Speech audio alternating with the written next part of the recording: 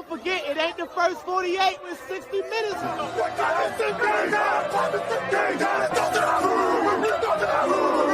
with the king, best not miss. Even the score now, we need to score now. Back on that wall, when you hear that call, you know it's going down. We play from beginning to ending, you know how we finish. Turn to the bank, gotta handle our business. We need the ball, so it's time to go get it. Play with your heart when you hit, make it feel it. You know I'm with. You come to the bank and get out of line, we sending a blitz.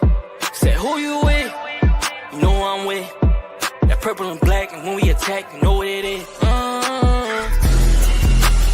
You're now locked into Zone 32.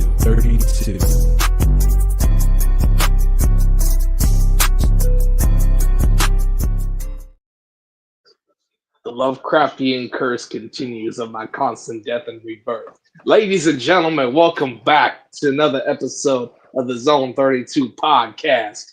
It's a trio tonight. My name is Jake. His name is Drew. His name is BT. It's still the offseason, so say what the fuck is up. No. That's fine. We haven't said this in quite a while, so fuck you, Jake. Fuck you, BT. It's only been like 3 weeks since we told Jake to fuck off. So exactly. Yes. So it has to happen regardless, whether you do it or I do it. That's fine. So, go eat some more fucking chili spaghetti. Just some housekeeping notes. I'm fairly positive Grant's dead. I haven't heard from him in a couple days at this point. So most likely dead. And Will is still boycotting the internet until Caitlin Clark comes back. I saw a story that the WNBA viewership dropped by 50% with Caitlin Clark out. So they're really missing the loss of Will, who was one of their 2 fans that actually watched games. So, nobody supports women more than the Zone 32 podcast and Will. And Will will be back eventually when Caitlin Clark decides to stop milking her injury and actually come back and causing Will's depression. So I think that clears up our housekeeping notes. Oh, and God knows where Trippy is. Trippy's a man of himself, so he might be popping in later. He might just have forgotten that we're recording a podcast tonight. He might be asleep. He might be roaming the streets of Baltimore. I really don't know what he's doing right now. So, is there any validity to the rumors that Grant volunteered to join ICE and drove down to LA? I mean, it's very possible. I think ICE has an age limit that Grant has exceeded. As everybody knows, he's like 57 years old. So very, very possible that they won't allow him in. That Grant is part of the Proud Boys movement. So basically, he went down there in a Vanilla Ice shirt, taped over Vanilla, and just went down in an Ice shirt without Vanilla Ice's face on there. Yep. Nice. Hey. Pretty Gotta much. do what you gotta do to fit in sometimes, I guess. So. I mean, again, he might just be on a bender still from his 70U championship that he won. So, people forget that Grant is, the best senior citizen football player in the state of Virginia. So, who knows what he's up to? This is like a big deal for them winning a semi-pro championship. So, it could be out celebrating that. Could be dead. I don't know. Or it could be being a beer bitch. I mean, he also could have, bought all the Sydney Sweeney soap, and he's just been in a bubble bath since that came out. So, with all that soap, as everybody knows, Grant is the biggest Sydney Sweeney fan of all time. So, that's fucking right. There's no bigger stand for we've ever met.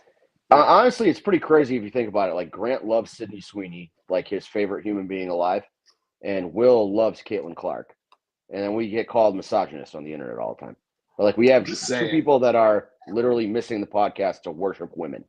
And, I don't get it. This is why I don't believe everything you read online, because people will tell you that we hate women. But meanwhile, the proof's right there that we're just the most pro-woman podcast. The proof is literally in the pudding. Yeah. I was told when he was in school, Grant volunteered to study women's studies because he loved bitches. So I'm just saying. Yeah, I mean, Grant is the biggest woman advocate of all time. So, fucking right. Nobody's done more for just like as women's suffrage movement, still what they call it. Mm-hmm. I don't even know if Grant was here. I'd ask him because he's the expert on it. Like, this is his bread and butter here. People forget that Grant went to the January 6th protest thinking that it was like some kind of pro woman movement. and Hey, then went home. he had his pink hat on and everything. He was really excited that he thought he was going to be able to meet Nancy Pelosi, who was one of his personal heroes, and then he was very upset when she left the Capitol when he got there. So, shit happens. It is what it is. I'm sure Grant someday through this podcast will be able to meet his hero, Nancy Pelosi, but that's another problem for another day, I guess. All right, I think we've slandered Grant and Will enough. That we have with. The good news is that Will is totally off the internet, so there's like no shot that he'll hear this. So I could just say the wildest shit about him of all time, and like he'll have no rebuttal. It's kind of nice, like to go unchecked, just make up complete lies about Will. Like he's 5'1". He'll tell you that he's like 5'9", but he's not. He's a real small guy. He's actually fairly shorter than you. He's not barely shorter. Heard, he's like a full foot. No, fairly like. At least, yeah, I mean, what people don't know is every picture of Will and I that we've ever taken together, Will's standing on a box or a chair or something to like make it look closer, but it's really not. Or he's got like the 3-inch high boots or Timbs or whatever shoe he decides to wear. Yeah, he's just he's a big fan of concealing that he's a midget, and he doesn't like us talking about how much he loves Taylor Swift and Caitlin Clark, but like that's just the facts. His life is basically good. It's out there that Will makes fucking Hollywood Brown look like Patrick Ewing as far as height goes. I guess since he's not here to defend himself, like he works at the Keebler factory, works in a tree making cookies, like with all his little elf brethren. So it might be busy season for cookies too, for all I know. Again, he's just been totally off the grid. So I'm sure he's taking all this free time that he has from what he would spend watching WNBA, and he's, focusing on his craft of making cookies and shoes. I think he might try to get a job at the North Pole too. Just really, really bury himself in work until his hero, Caitlin Clark, comes back. So, you got to come back, Caitlin. You got to pull Will out of the ashes. Yeah, he's very depressed with the whole situation going on. So, just couldn't take it. Like I said, he sent me a statement last week to read on his behalf, and I'm like, you just don't want this out on the internet. Like, you don't want people to know how much Caitlin Clark means to you. It's just kind of weird. So, but I did him a favor by just kind of mentioning it, but not really diving deep into his obsession with the WNBA and with her. So, we do have football news to get to, though. Yes, that we do. So, do we want to start local, or do we want to start in division and start on kind of a lighter note of making fun of division rival, or do we want to make fun of our own players? Personally, I'm making fun of our own players, but I was gonna say it's a Ravens podcast. We figure we take care of our own housekeeping before ragging on. Let's go ahead and take care of our own in-house shit first, and then we can go pick on everyone else. All right. So Rashad Bateman went back to the table after having a career high in touchdowns this year, and he was duly compensated for it. He signed a 3-year, $36 million extension to his current contract. Pretty much, yeah. 36.75 million. I think 20 was guaranteed. 21, somewhere something around like that. Yeah. So it sounds like probably two of those years are probably guaranteed, and the last one's not. So, good for him. He was this close to being a fucking spread out. Yeah. I would say that I am the most vocal Rashad Bateman hater. I don't know if that's the right way to put it. I don't think he ever lived up to his draft stock, even with last year. I don't think he's ever lived up to that first-round pick tag. I think that in his past, he said and did a lot of things that were not what you want out of a wide receiver, just in terms of, not showing up, not wanting to work with the quarterback privately, blaming your lack of chemistry on the quarterback. I didn't really like a lot of the shit that he did, and he dropped a lot of fucking passes. He cleaned it up a little bit last year and had a solid season for wide receiver 2, wide receiver 3. And so we've compensated him as such. Again, $12 million is going to get you a washed veteran in most cases. I mean, the contract he signed is less than what Cooper Kupp got. and is less than what Diggs got, and it's less than what these guys who, used to be great and that are on the tail end of their careers got. And when we paid him like a wide receiver 2, wide receiver 3, and that's what he is a wide receiver 2, wide receiver 3. If he just shuts his fucking mouth and plays football and puts up the numbers he did last year, then like you won't hear any complaints out of me. My problem with him is that there's always fucking something. If you're to believe the talking heads, earlier this offseason he tweeted some dumb shit about I don't remember exactly how he phrased it, but it was, like wanting more money essentially. And the rumor is that the Ravens allowed him to go seek a trade this offseason. And I think the Patriots, Cowboys, and Packers were somehow involved. And then he ended up coming back to the table when we paid him. So it's like, Yeah. I don't really want to deal with that guy. Like that kind of rubs me the wrong way. Like you've been here for, 4, 5 years now at this point, and he's not what we drafted him to be. And so just fucking shut up and become what we drafted you to be. Or just shut up and take your money and fucking play football. Stop with all the fashion shit. Stop with all the, I want to trade and the cryptic tweets and all that nonsense and just fucking play football. So it's always bothered me about him. And, he's a sensitive name searcher online too, which always bugs me about players. Like just, my opinion shouldn't matter to you if you're in the NFL, if we're being honest. Well, If you read tweets from me and you get upset about them and you play in the NFL, like you should probably reevaluate your life, kind of look inward a little bit. But as this comment here says, in quotations, know your worth. that's what he said. Yeah, that's exactly what he said. He said, know your worth. And I'm like, and I quoted it when he said it. I'm like, here we fucking go again with this guy. Like it's always fucking something with him. He just can't ever be happy and, like content with where he is. The fact that he is a glorified wide receiver 2 or 3 and can't keep his fucking mouth shut. Right, because it becomes a talent versus baggage thing with him to me. Mm-hmm. Oh, absolutely it is. So like one of my favorite Red Sox of all time is Manny Ramirez, and Manny being Manny was a thing. And I don't know how much you guys watched baseball back in those days, but like he was a fucking lunatic. Like there was a point where he got hurt, and so he was rehabbing in AAA, and then he told the Red Sox, "I don't want to come back up to the majors because I love playing in Pawtucket." So they were paying him like $20 million a year back then, which was a ton of fucking money, and he was just like, no, I love playing AAA baseball. Like I don't want to play in the majors anymore. I mean, he threw a traveling secretary down the stairs. There was a point where he wasn't cashing his paychecks, and the Red Sox approached him and were like, "Why are you doing this?" He's like, "Oh, I didn't need the money, so I just have them saved in my glove box." And they were like in his glove compartment in his car.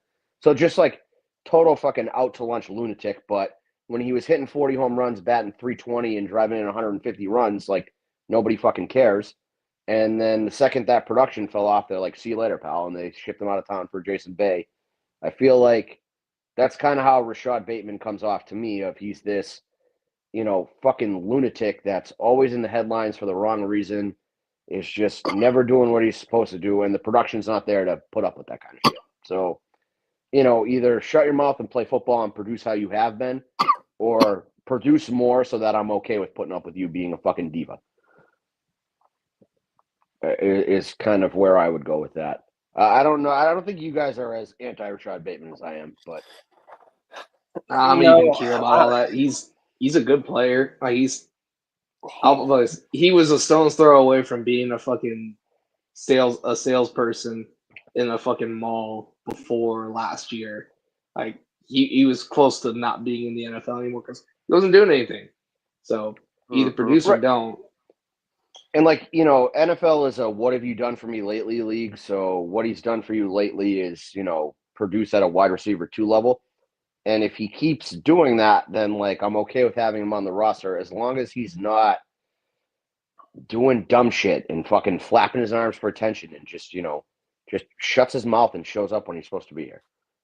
That's always been my thing with him is he just doesn't fucking show up when you need him to. I mean, again, most important drive of the year last year was that 88-yard drive to try to tie it against Buffalo, and his ass is on the sideline.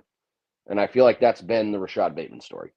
Of when you need him most, he's not there. Only person that's kind of smaller in the clutch than him is Mark Andrews. Keep it a buck. Yeah. Mhm. I mean, and, Yep. and at least Mark Andrews put up regular season numbers. Rashad has really not done that for his career. Yeah, Did it Rashad one was time. super inconsistent. Yeah, and I mean, again, he blames lack of targets and lack of cohesiveness with Lamar, and it's like it's because you never put in the work to get those targets. You never yep. did anything to build Lamar's trust, and when he threw to you, you'd fucking tip the ball and turn it into an interception or drop it. So like, why is he going to keep throwing it to you? Nobody was better at getting open on the back end of a play when he wasn't in the mix than Rashad Bateman.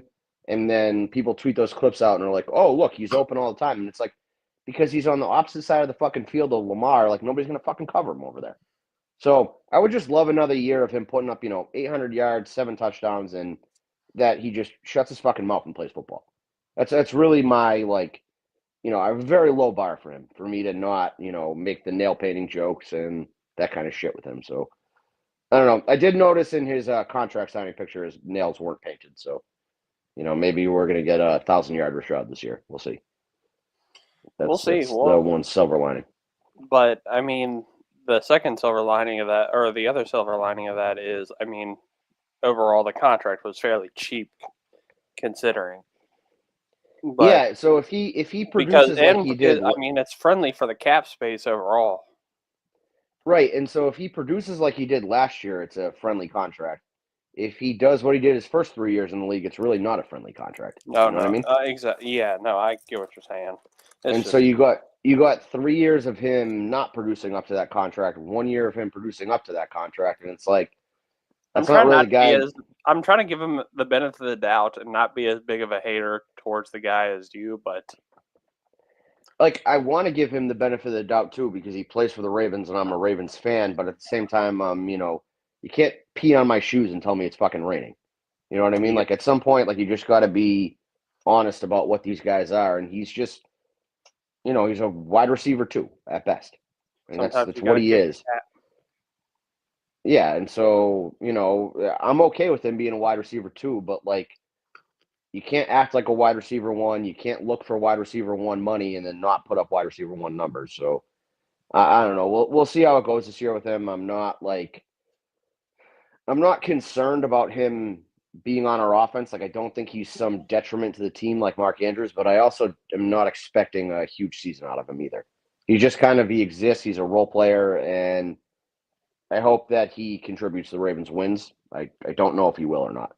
So we'll see. I mean, we'll see who winds up being wide receiver two between he and D Hop. Two different skill sets, and I I don't also know. kind of I'm hope that optimistic. I hope that we don't really have a defined wide receiver too. I don't think we will And that you just necessarily. kind of go with the hot hand out of the two. You know what I mean? D Hop is probably top 10 wide receiver of this generation. Hmm. Maybe a little better. So I don't know. I mean, he was hurt all last year. He had some kind of knee issue that he got cleaned up in the offseason. Like, maybe you're going to get a fountain of youth moment out of D Hop, and he's going to kind of go back. He'll never be what he was with the Texans, but maybe you get something better than what he was last year, and he's going to, you know, give you 800 yards, 900 yards, 1,000 yards, maybe.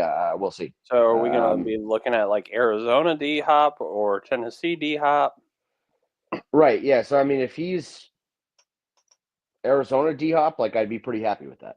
I mean, he had Kyler Murray throwing him the ball then, and Kyler Murray fucking sucks. So, like, he's never really had a good quarterback either until Exactly. last year when he was playing with Mahomes, and then he was just shell himself physically. So, I'm curious to see what he gives you. Zay is, clearly your wide receiver one. I like Zay a lot. I kind of want to see him get more involved in the deep passing game. I feel like Hmm. that was kind of underutilized for him. So, if you can get some kind of situation going where you're sort of distributing the ball between the three of them and going with the hot hand, it's going to give the other two guys better looks, I would think. And so that's sort of what I hope the approach that we take with the offense. Same thing with the tight ends. Like I don't want to force feed Andrews. I don't want to force feed Likely. Just kind of go with who's making the plays and who's open. I feel like that's always been knock on Lamar is that sometimes he tries to make too much out of nothing. Just kind of take what the defense gives you this year, you know? That's fair. Most definitely. And as far as kind of going forward, or a little bit, this Stark Raven Mad account said the kid out of Colorado will make a splash if Monken chooses to let him. How do we feel about that? Yeah, Wester, right? Yeah. Yeah. I don't like buying into the hype on a 6th-round draft pick. How many times have we seen that not work out? You know, James Prochet being the most recent one that everybody fell in love with, and then he just fucking did nothing. But, like, this kid's also coming in, and we don't need him to be a superstar. I feel like kick return-wise, he's going to be a huge difference for us. Like, that's a guy that, you know, actually returns kicks. He's not a Tylan Wallace guy that you just kind of put back there because he's a warm body that plays special teams. So I'm curious to see what he brings to the table there. And yeah, if he, you know, earns more snaps or Tez Walker earns more snaps, you know, just like let the guys play, see what happens. I'm okay with that approach this year.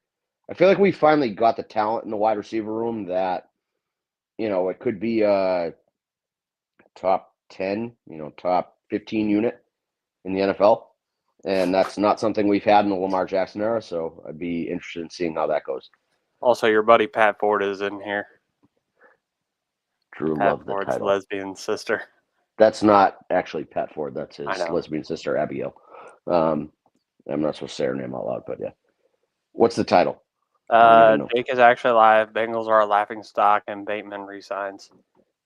Oh, he is I believe he's a Browns fan. So I would just caution you to say that we all think that the Browns are a fucking joke too, but, you know, they're just like a perpetual joke. It's like not even fun to make fun of the Browns anymore because they're No, just it's not. It's sad at this point. Making fun of them is like making fun of the Sacramento Kings. It's Stockholm syndrome. Yeah, right. Fandom, Like fandom for those is Stockholm syndrome. I feel bad for Browns fans because they're actually like real football fans, and this is what they're treated to is just a fucking train wreck of a franchise. Before we get on to other AFC North teams, Jair Alexander was released this week. Yeah, man. I assume we're all intelligent enough that we want him, right?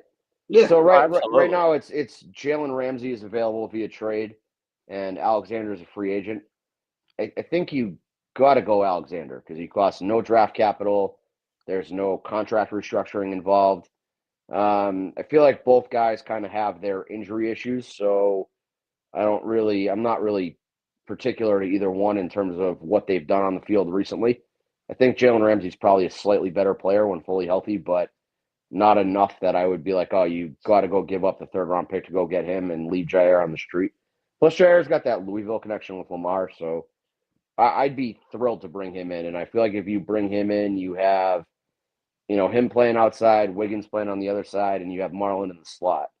And that just makes our secondary that much better. You know, between that and the moves that we've made on the defensive line, I feel like that could be a real problem for other offenses. So I would love to bring in Jair. I've seen a bunch of people say no, he's washed, but I don't really know where that comes from. I don't really understand the logic of not wanting to bring in a good player that really only costs you money. That's the other thing. It's not my money. You know what I mean? It's Steve Biscotti's money, so I don't give a fuck. Like I will advocate for him to spend that 10 times out of 10. Doesn't affect my wallet, so go get Jair Alexander. Correct. 1, Biscotti. 2, Biscotti. Biscotti. Biscotti. Biscotti. Biscotti. Biscotti. Shoddy. Biscotti. So if you look at those, three. if you look at those cookies, you know the cookies that I'm talking about, they're Biscotti, right? Yes. So that's how you say his last name. It's spelled the exact same. I don't give a shit. I thought that didn't have an I. I thought it was just Biccotti. The cookies. Nope. Pretty sure. His name is Steve Biscotti. Yeah, it's There's just an it is I. what it is. That's why it's the Bish. I don't give a shit what he says. I don't give a shit what anybody else says. What you say, what BT says, what Will says. It's Biscotti. Just that's English his name. language hooked on monkey phonics. Right. I pronounce it correctly. You guys pronounce it incorrectly. That's like incorrect. you can try to spice up his name and say, oh, it's Biscotti, but it's Biscotti. Biscotti. Cotti. It's biscotti. This is not a Frankenstein versus Frankenstein matter. This is different. Right. Everybody pronounces it incorrectly. I'm correcting the record, and then I get fucking, bullied for doing the right thing. They hated Jesus because he, told the truth too. So I understand his plight and where he's coming from. It's same situation here. So we're saying Joshua told the truth. No, we're saying that his last Jesus' name name is is translated to Joshua. So no, his name is Jesus. What are we doing here? Oh, it's Jesus. The name's Jesus. I'm not doing this Joshua shit. Nobody calls him Joshua. It's Jesus. Or is it Jesus? Is that what you want to go with? I mean, Jesus Christ. We got fucking Grant over here fighting with ice people and BT telling me that I'm pronouncing Jesus wrong. It's biscotti, but get to your point, Jake. But number two, but the most important thing, he's been hurt over the past 2 years. You don't imagine he's going to cost very much on a 1-year proven deal. He'll be wanting to get out there just to produce so he can get a bigger bag later. So money motivated corner. Packers are still paying him, right? Yeah, I believe so. Yes. Yeah. He's not financially motivated at this point. He's already got a fat paycheck for this year, so pretty much. Sign him to a 1-year prove-it deal, and then he can go fucking cash in somewhere else if he stays healthy all year. I'm totally cool with that model. That's exactly what I was saying. Not to mention you can never have too many corners. We see what happens when they go down. Because I mean that just seems to be Ravens football 101 is that somebody's going to get hurt. The position where you think you're deep at, you get a ton of injuries. So yeah, I'm all in on bringing Jair, and I don't know why we have fans against it, but I've stopped trying to psychoanalyze our fans because they just don't make sense. It's really what it boils down to me.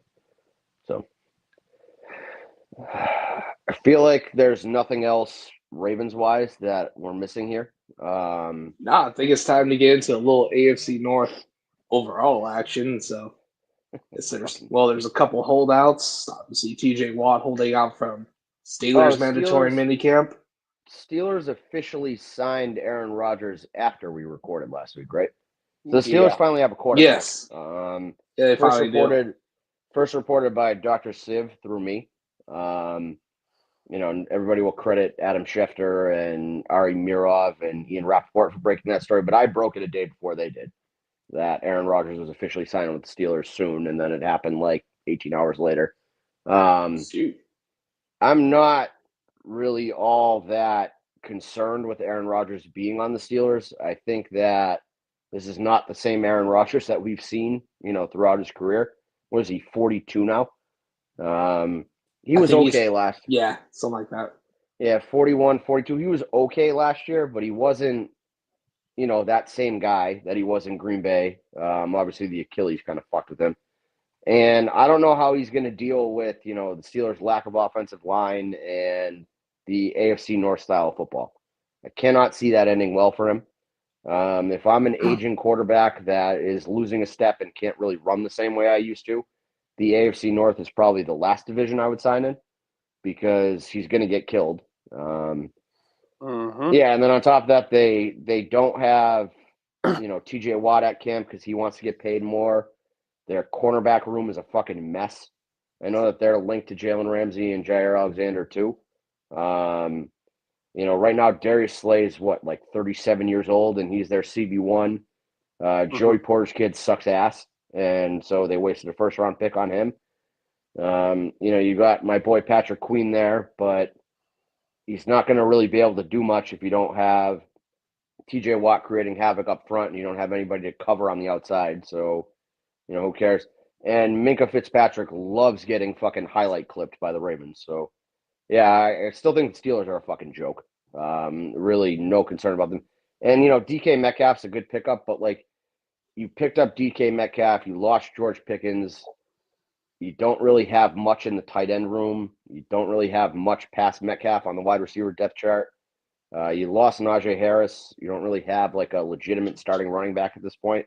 I know they drafted a couple kids and they have that Warren guy still, but again, not much. They overpaid some shitbag left tackle and their offensive line is a fucking joke to begin with.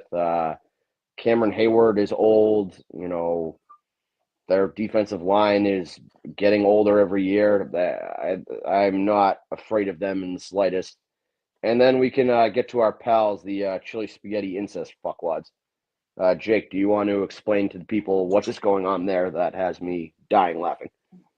Well, one, Hendrickson's holding out. Number two, even funnier, the rookie first-round pick Shamar Stewart's holding out of mandatory minicamp with not signing a contract. And what are the things that the Bengals are asking for that he's not willing to concede on with his contract or whatever? Like, So what are the stipulations they're throwing in?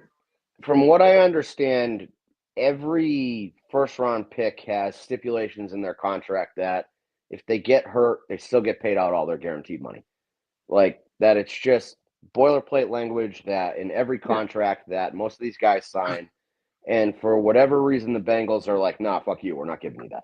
We're not giving you these protections. It's like, no, we're not going to give you an injury guarantee. That's great. And it's fucking mind-blowing to me because, like, you paid Jamar Chase all this money. You paid T. Higgins all this money. You paid Joe Burrow all this money. You paid Orlando Brown a ton of fucking money. You've put a ton of money into the offensive side of the ball. And your defense was essentially carried by Trey Hendrickson last year. If you look at Trey Hendrickson's numbers, like it's kind of jarring. He puts up like 17 sacks a year. Like, guy's been a fucking monster for them for a while. And you're nickel and diming him. And I say nickel and diming him. I mean, I think he gets $21 million this year if he plays, something like that on the franchise tag. So I mean, it's not. He's making a ton of money. Like $21 million is generational wealth. But also when you look at like what Max Crosby got and what Myles Garrett got, like Trey Hendrickson deserves to be in that conversation with them. And maybe because he's, 29 or 30 or 31, somewhere in that range, like maybe you don't want to give him a 5-year deal. But AAV-wise, you should be way closer to that $40 million number. And that's all he's looking for is a little bit of long-term stability. Allegedly, the Bengals told him that, like, hey, you're up next, pal, if you play out next year, and then we'll sign you in the offseason. And then they were like, psych, go fuck yourself, and they franchise tagged him. So he's rightfully holding out. And then again, Shamar Stewart, when I originally saw the whole story of him, not practicing because he didn't sign a contract yet and he didn't want to get hurt, I was like, all right, well, this is just a rookie, using the little leverage that he has to try to get a deal done. And then the more that keeps coming out about this, and, he gave that interview where he was like, Bengals front office is a fucking joke, essentially. It's fucking wild that they won't just give the guy what he wants when every other rookie in the NFL gets that in their deal. It's not like Shamar Stewart is asking for some fucking crazy thing that nobody else gets. Like, he's just looking for boilerplate language to essentially protect himself and protect his future. And they're like, yeah, fuck you, pal. So you used a first-round pick on this guy. You had to know. I mean, it's not like they just drafted him and never spoke to the guy. So they had to have some idea that he would want this in his contract. And then they're just like, oh, yeah, fuck you, buddy. Like, have fun. Like, we're not paying you that. Which is fucking bizarre to me. I cannot imagine using a pick like that high up on a guy, and then not getting him in the door and not getting him to sign the contract. Fucking crazy to me. Bengals just continue to be poverty. I mean, you look, they practice in, underneath a highway. Their turf looks like a fucking middle school field. I actually think that my high school's practice field is nicer than their practice field. And I, grew up in the middle of Connecticut in like a shithole town. So, I believe this 100%. Their practice field is literally ass.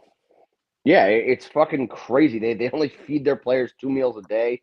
I mean, you got Joe Burrow out here, signed Jamar Chase and T. Higgins. Like, is Joe Burrow aware that they need a defense to win football games? Because to me, it just seems like Joe Burrow only cares about putting up stats. If you look at who he's gone to bat for and who he won't go to bat for. So it's hilarious to watch. And, Bengals fans are doing their same song and dance of like, oh, it's no big deal and they'll pay him, blah, blah. But, like, realistically, you're going to lose. What did they pick him? 15th overall? Mm-hmm. I think. And so if they don't sign him and they don't trade his rights, he goes into the draft next year. And I don't think the Bengals get anything back for him. No. So they've just, like, wasted a top 15 pick. Any team except for the Bengals, can pick him. Right, which is fucking crazy. That they're just going to let this guy walk out the door over, like, normal contract language. I think that's the part of the story that does not get stressed enough, is that Shamar Stewart is not asking for something crazy that he shouldn't get. He's asking for something that every other player gets. Literally every other rookie gets across the league. Which is fucking nuts. I kind of love it. I love watching the Bengals melt down. I mean, I think we've been saying that on this podcast for, quite some 3 time. years at this point, that it was, fool's gold that they made it to the Super Bowl that year, and that they were kind of, they took advantage of good circumstances in their favor, and it's becoming very true. Again, they beat the Ravens in a wild card game that Tyler Huntley started. They made the Super Bowl in a year where their kicker went fucking nuts in the playoffs, and they scored no fourth quarter touchdowns and still somehow made it all the way to the Super Bowl.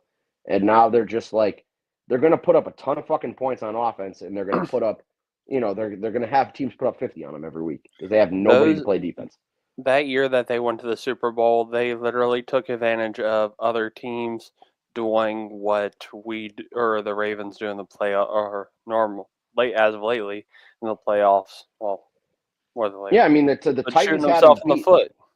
Titans had them dead to rights, and then Ryan Tannehill threw like 3 second-half picks, and they lost that game. Exactly. Because it's fucking Ryan Tannehill. Yeah. People forget that he made Derrick Henry's career, but we don't talk about that. Shout out Thomas.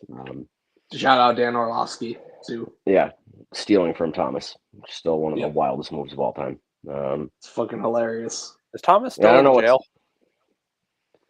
I'm not sure what Thomas is up to, because I haven't seen his fucking blue shirt on the timeline in many months. But yeah, he was.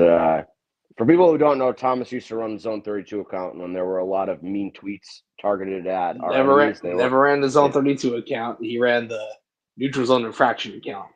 Zone 32 is my. Nope, Zone 32 is my brainchild. Jake. Yes. We blame Thomas for everything bad that we did, because nobody knows who Thomas is, and therefore he's just like our scapegoat. Zone 32. I'll take the blame for Zone 32.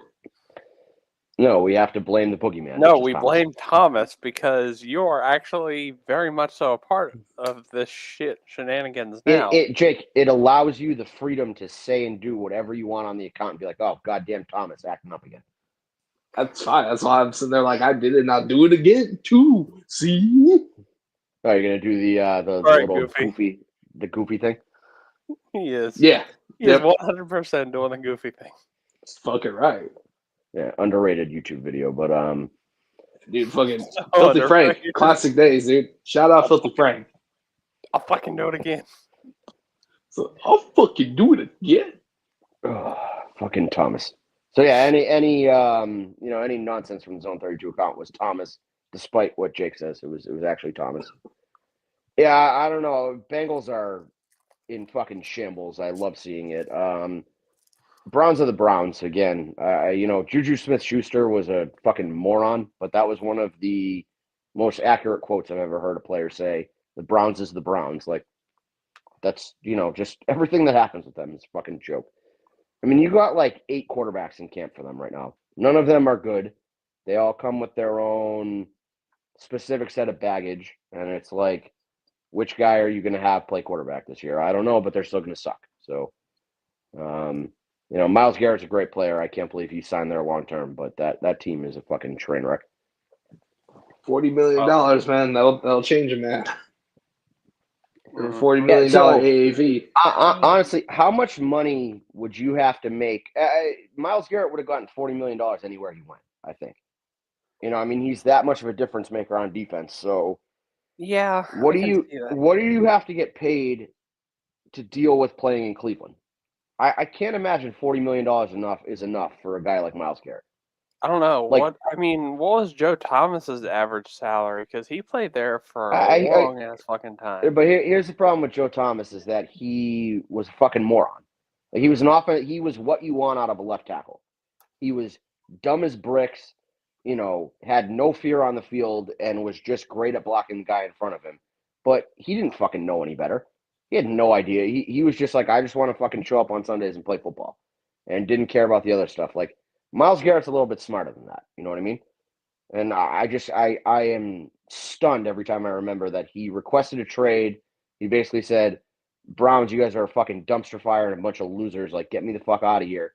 And then $40 million a year was enough to get him to change his tune, which is fucking nuts to me. Because I think anybody would have given him that money. I mean, he is clearly the best defensive player in football, I would think. Like, you could make arguments for like Max Crosby or, maybe Micah Parsons, but there's really not many guys that you can put in that same category as Myles Garrett. And for some reason, he's decided to waste the rest of his life in Cleveland, which is just nuts to me. Because again, like you got Dylan Gabriel is this frail little fucking left-handed throwing midget from Oregon. Oregon quarterbacks never work out in the NFL. You got Shedeur Sanders, who has Deion Sanders Hall of Fame attitude and, a fifth-round pick skill-wise. Joe Flacco is like 83 years old at this point. I feel like they signed somebody else, too, that I'm missing quarterback-wise. Kenny Pickett. Kenny Tiny Pickett, hands. right. Yeah, so Kenny Pickett's hands are, his fingers are like 3 inches long or whatever the fuck the problem with his hands are. He's got to wear 2 gloves so that he can actually grip the ball to throw it. And then, Deshaun Watson's still there and still getting paid a ton of money. I don't think he's going to play this year. I think his Achilles that he ruptured last year? Yep, towards Achilles. Yes. God knows if he comes back. And he's fucking sucked since they traded for him. So, He's hilariously bad. You lost Nick Chubb. He's gone. I forget where he just signed. Texans. He just signed with the Houston Texans. Yeah, so he went to the Texans. You no longer have Amari Cooper. Jerry Jeudy's a good wide receiver, but he's not like a legitimate bona fide number one. I don't even know who the fuck like their wide. EJ Moore. What the fuck's his name? The guy that they got. Elijah Moore. Elijah Moore that they got from the Jets. So he's still there. Is he still there? I think he left. I thought he was still there this year. I thought he had one more year with them. Maybe I'm wrong. David Njoku's fine, but again, like who's going to throw David Njoku the ball? And you could just bracket David Njoku at this point and take him out of the game. Elijah Moore's gone. He went to the Bills. Oh, yep. All right. So, I mean, they got nobody on fucking defense besides Myles Garrett. Greg Newsom's fucking terrible. Denzel Ward is never healthy. So, like, he's a great corner when he plays, but he never fucking plays. Yeah, that team is a fucking dumpster fire, too. Like, if you're looking at the AFC North, like, if the Ravens don't run away with the AFC North, something went horrifically wrong with this team. I just, I don't want to get overconfident in June, but, looking at our team, obviously health. Like, that's the key to the Ravens season is everybody's got to stay healthy. And the division should be yours very easily. Oh, that's who they brought in. The old head case from last year who's in our Zone 32 chat. Fucking Deontay Johnson. Yep. Oh, I forgot he was on the Browns. I forgot that too. Oh my gosh. He went to the Browns. I forgot he's still in our Zone 32 chat. He doesn't respond. No, he never does. Oh, and Cedric Tillman. He's a solid player. But yeah. I mean, is Cedric Tillman actually good, or is his highlight career play is that Eddie Jackson just kind of looked at him while he ran by? Other than that, he really hasn't done I'd say solid. I'd say solid more than anything else. Like he's fine. Yeah, if he's your wide receiver 4, maybe you feel good about your team, but he's their wide receiver 2 or 3 at this point, so that's really not anything good. Their offensive line is, how long until that shit blows up? Shouldn't be very long. It shouldn't be very long at all. So, I hate being confident in June, but like I really can't see the Ravens losing the division if they stay healthy. So that's always good news. No, it really is theirs to lose at this point. I mean, again, everyone else is dealing with their own bullshit. Bengals are basically the same team from last year, but worse. The Steelers will blood magic their way to maybe 8 or 9 wins. That's what they do. But I don't think they're a big threat. Not to mention Rodgers going over there. It's not like he's getting paired up with someone he used to play under in Green Bay. Like it's a whole new system. He has to learn new verbiage to get in there, and he's just barely joining the team now as mandatory minicamp gets underway. So I don't know. we're not gonna. I don't think we'll see a resurgence of the whole fucking 40, 41 touchdown dude from Green Bay. Maybe he throws 20 something again, but eh. Yeah, so I mean, if Aaron Rodgers gives the Steelers, I don't know, borderline 4,000 yards, high 20s passing touchdowns, under 10 interceptions, like they could win 10 games this year, and that wouldn't They shock could. me. But if they win 10 games and make it in the playoffs, I just don't think they have the pieces to really compete against good teams. They're good enough with Aaron Rodgers if Aaron Rodgers is 75% of what he used to beat up on the bad teams on their schedule, but that doesn't really mean a ton once you get in the playoffs. And Mike Tomlin hasn't won a playoff game since what, 2015, I think. It's been a while. Yeah, it was the 2016 season. The last team to 20 beat were the Chiefs. Okay, yeah, so 2016, yeah, and then that's what ushered in the Mahomes era, is because they beat the fuck out of Alex Smith, right? Yes. Yeah, I mean, it Yeah, was it yeah, was it was one of those random games where I think it was so cold they had to move the date, like they had to move the game like 2 days later or whatever. And I think they Mhm. bullshitted their way to like a 16-15 kind of win, yeah, something and that like was that. still Ben Roethlisberger. So I mean, that's just a guy Yeah, that like knows how to win ugly football games. He won enough of them in his career. that Um, was the that was the killer bees too with fucking oh Le'Veon and yeah, Antonio Brown. and yeah, noted attempted murderer Antonio Brown. I don't know if you guys saw that. That news just Yeah. broke Oh no, that I he's saw it. he's wanted for attempted murder because he shot his gun at somebody outside of a UFC fight or a Yep. boxing match. I can't remember. I Something saw the like that. video of it, and I was just like, the fact that Antonio Brown could buy a gun in the United States is a little bit concerning to me. Um, I put him very It high is on the in list of Florida. people. Yeah, but like I'm a Second Amendment guy, but I'm also a Antonio Brown shouldn't own a gun guy, which I don't think is really that crazy of a take. I think even the biggest gun enthusiast would probably agree that Antonio Brown shouldn't be armed. He just doesn't seem to be mentally stable enough to own automatic weapons. I just don't think that that's really a good idea. I Antonio don't feel Brown literally I do, is turning into the Florida man from what was it, like 2012, 2013? yeah, that just like anything that he does at this point, I'm not shocked by. Because he's just again, he's fucking nuts.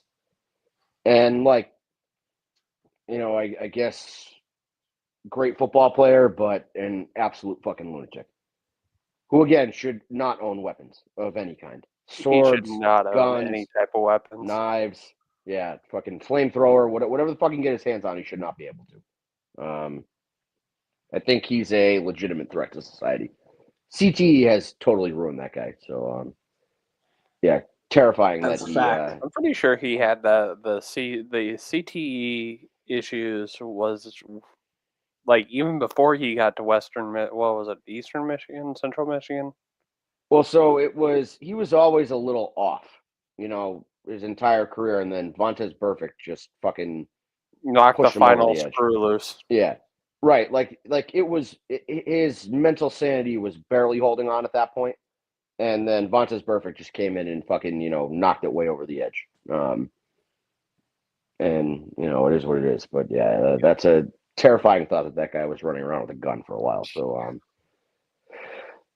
classic Steelers though, have a trash bag wide receiver who doesn't know how to use a firearm. Plaxico Burress, Antonio Brown, list goes Essentially, on. not just the Bengals, but the entire rest of the AFC North is a giant laughing stock at this point.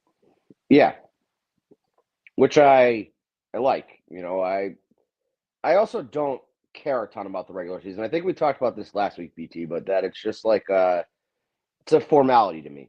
And Yeah, the Ravens need to make it and win the Super Bowl. yeah, And so absolutely. the regular season is a formality to get to the playoffs so that you can win those playoff games and finally just fucking get that monkey off your back. But Yeah, they just need to, like we talked about last week. The team just finally needs to get to the Super Bowl and win it. That's all there is to it. like the theme of this year should be just enough bullshit. Enough making it to the playoffs, and maybe you win a game in the playoffs, maybe you don't, and then you get into that big spot and you just fucking fold. Like just enough of that. No more drop passes, no more stupid turnovers, no more coming out flat in a big game. Like just Fucking get over it and do it. Quit shooting yourselves in the fucking foot. Yeah, I mean, again, like if you actually look at our roster, like Daniel Falele is the biggest issue with it. If you like really truly look at the roster, unbiased, that's the one huge question mark is interior offensive line, and specifically your guard positions, which are crucial for what we do. But with Daniel Falele and Patrick McCarry starting at your guard spots, that you were a drop pass away from making it to the AFC Championship game. So you can win with shitty offensive linemen. So just, improve on what they did, and like sky's the limit for this team. Well, on the bright side, we don't have to deal with Patrick McCarr anymore because we all know he went and re-signed with, I think it was the Jags in the beginning of free agency. Yeah, but it was the Jacksonville Jaguars. Yeah, Jags. So Trevor Lawrence is going to die because of Patrick McCarry this year. Yep. Real shame. I hate to see it. Trevor Lawrence seems like such a nice fucking guy. I don't know. I mean, again, we're in June. Typically at this point, we're arguing about, how are we going to pull some rabbit out of a hat and get a big name wide receiver, or, what third round pass rusher is going to break out, or, some shit like that. Like, those questions don't really exist on this team anymore. It's kind of weird to look at, but yeah, it's weird because before I joined the show with you guys, it was like I would listen in and be like, "What do you guys have to bitch about this time?" Right, and like I'm running out of shit to bitch about. I mean, we spent 20 minutes, fucking shitting on Rashad Bateman, which, if that's our biggest problem, is that we have a fashion obsessed diva as a wide receiver too. Like, that's kind of a good problem to have. You know what I mean? Exactly. Like, we're getting to that point where we are running out of content, running out of a lot of shit to complain about, but in the good way. Well, it's just, it's not even we're running out of content. It's just like there's no questions to bring up until actual football games are played. Like, nobody wants to hear us talk about, is this the year Lamar Jackson gets the monkey off his back? Is Mark Andrews going to catch the ball in the clutch? Like, these are all stupid hypotheticals that won't prove themselves out till January anyway. So it's June. Why would we be talking about it? And like what most of the Ravens media or fan podcasts like to do. Well, I mean, even if you look at, any like Ravens podcast right now, there's nothing to talk about.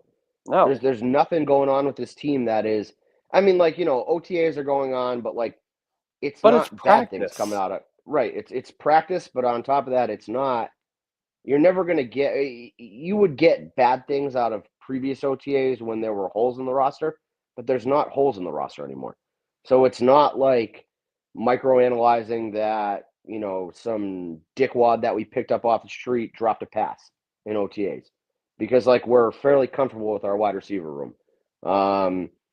We have 3 solid tight ends, and Mark Andrews has his issues, but like, that he's going to give you something in the regular season, and Isaiah Likely is kind of poised to take over as tight end 1, and Charlie Kohler is like a very solid blocker that we really haven't maximized what he could do offensively yet, but that he's got a role that he plays very well. Ronnie Stanley is not the same all-pro Ronnie Stanley before he got hurt, but that he gave you a very good performance last year, and as long as he stays healthy this year, you can expect the same thing out of him. Roger Rosengarten looked fucking great last year at right tackle, and you can expect that same thing to happen this year. Tyler Linderbaum is probably the second best center in the NFL behind Creed Humphrey. So again, not a ton of questions. He's good for 2 or 3 errant snaps a year. It's just going to fucking happen for whatever reason.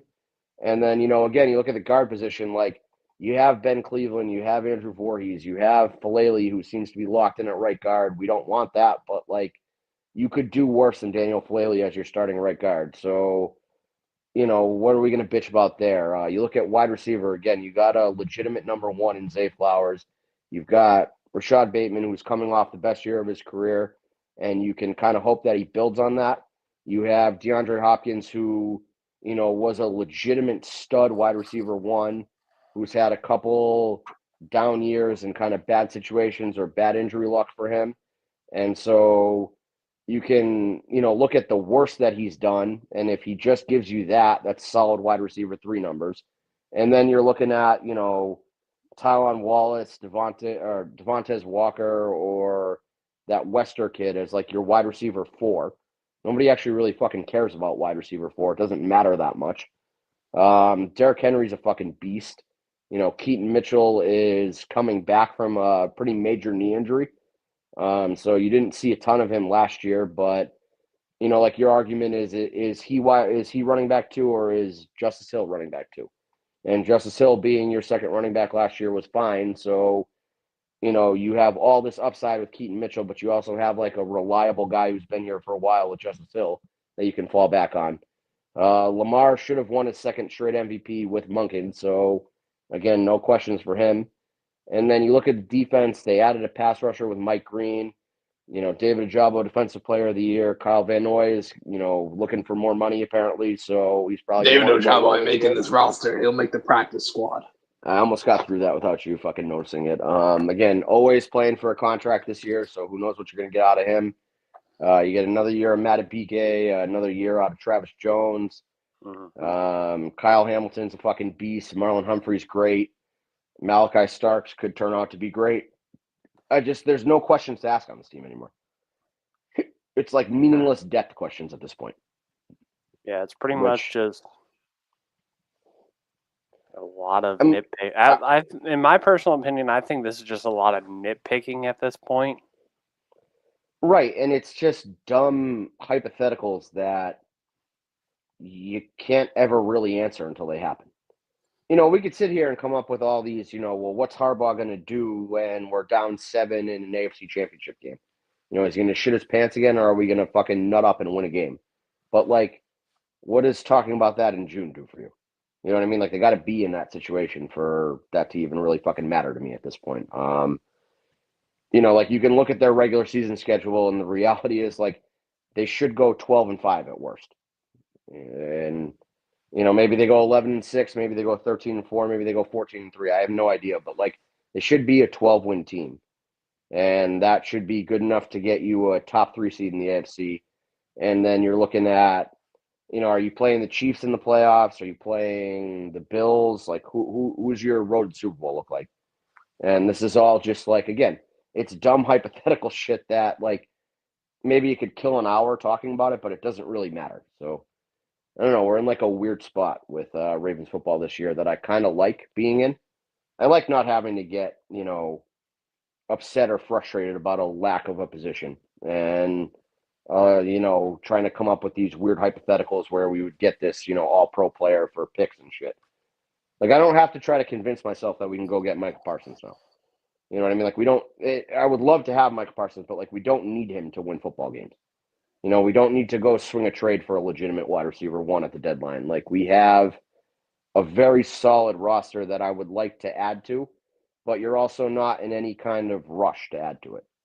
So if somebody good's available and the price is right, you can go get them, but you're not missing a key position at this point, which is a weird spot to be in because I feel like we've never really been in that position in the Lamar, time. Really, since EDC took over as GM, every year we've had some position group that was, under talent of what you needed to compete, and that just doesn't really exist anymore.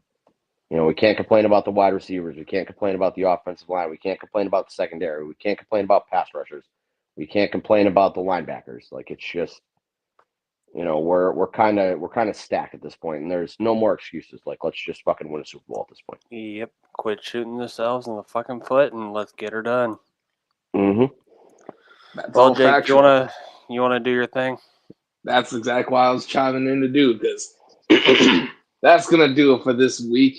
We'll be back to discuss this, that, and the other, and probably mandatory minicamp and all that shit. But anyway, meanwhile, it's time for me to die.